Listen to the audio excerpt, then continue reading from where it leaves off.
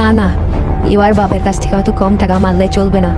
এবার কমপক্ষে 700 টাকা মেরে বেতনের ফি থেকে তারপর সেই টাকা দিয়ে গাঁজা কিনতে হবে, নাহলে তো আমার আর চলতেছে না, কিছু তো একটা করতে হবে। এই দোস্ত বুঝছস, কালকে আমার বাসায় আসবি। ওরে চান্দু, এই ব্যাপার? তুই তাহলে আমার পিছনে এই কারবার করছিস না?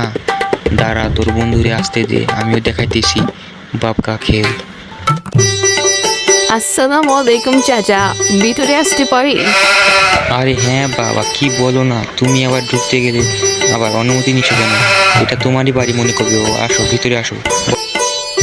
না না চাচা, আমি আসলে বসতে আসিনি, আমি আসলে আপনাকে একটা ইম্পর্টেন্ট কথা বলতে এসেছি।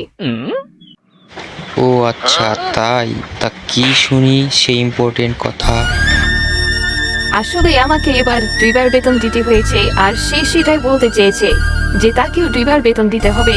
আসলে স্যার অনেক অসুস্থ, তো তার কারণে 2বার বেতন দিতে হবে তার চিকিৎসার জন্য।